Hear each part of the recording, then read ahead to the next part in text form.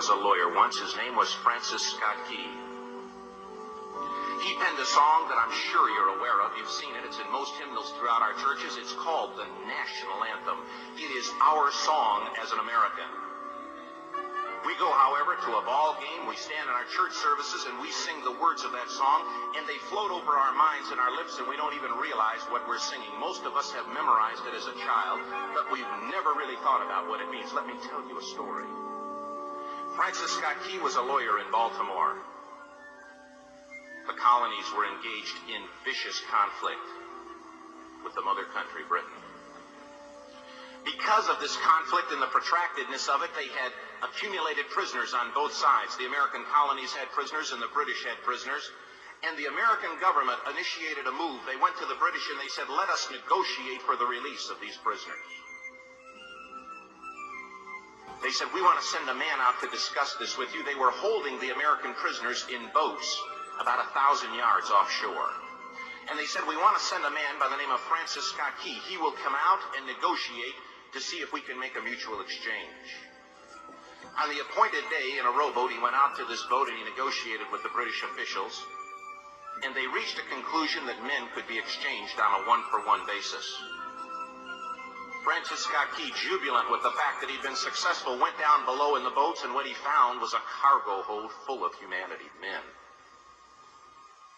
And he said, men, I've got news for you tonight. You're free. He said, tonight I have negotiated successfully your return to the colonies. He said, you'll be taken out of this boat, out of this filth, out of your chains. As he went back up on board to arrange for their passage to the shore, the admiral came and he said, we have a slight problem. He said, we will still honor our commitment to release these men, but it'll be merely academic after tonight. It won't matter. And Francis Scott Key said, what do you mean? He said, well, Mr. Key, he said, tonight we have laid an ultimatum upon the colonies. Your people will either capitulate and lay down the colors of that flag that you think so much of, or you see that fort right over there, Fort Henry? He said, we're going to remove it from the face of the earth. He said, how are you going to do that? He said, if you will, scan the horizon of the sea. And as he looked, he could see hundreds of little dots. And he said, that's the entire British war fleet.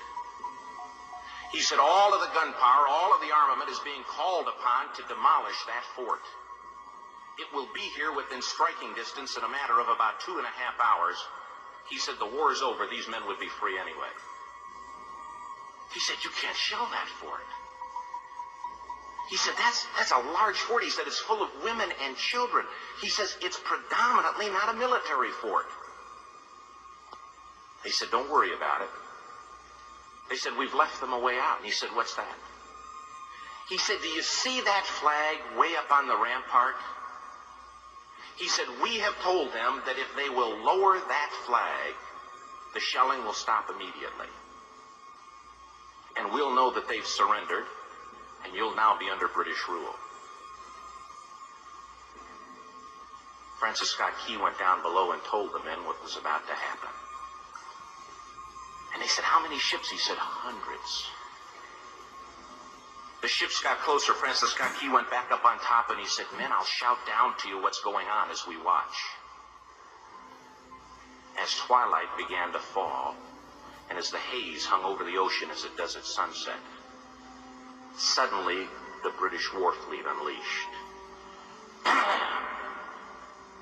He says the sound was deafening. There were so many guns that there were no reliefs.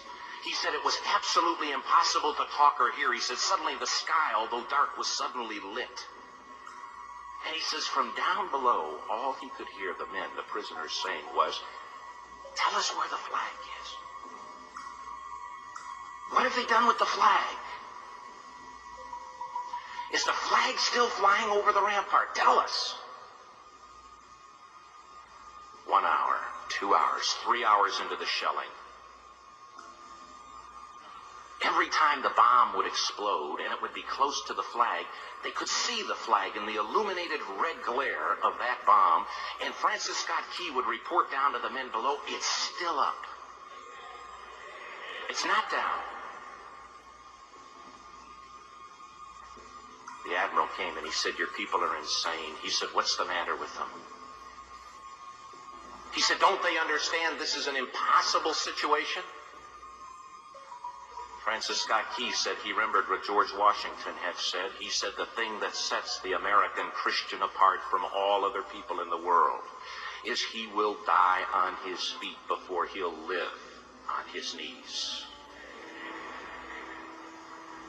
The admiral said, "We have now instructed all of the guns to focus on the rampart to take that flag down." He said, "We don't understand something. Our reconnaissance tells us that that flag has been hit directly again and again and again, and yet it's still flying. We don't understand that." But he said, "Now we're about to bring every gun for the next 3 hours to bear on that point." Francis Scott Key said the barrage was unmerciful. All that he could hear was the men down below praying. The prayer, "God, keep that flag flying where we last saw it." Sunrise came. He said there was a heavy mist hanging over the land, but the rampart was tall enough. There stood the flag, completely nondescript, in shreds. The flagpole itself was at a crazy angle, but the flag was still at the top. Francis Scott Key went aboard and immediately went into Fort Henry to see what had happened. And what he'd found had happened was that that flagpole and that flag had suffered repetitious direct hits. And when hit had fallen, but men, fathers, who knew what it meant for that flag to be on the ground,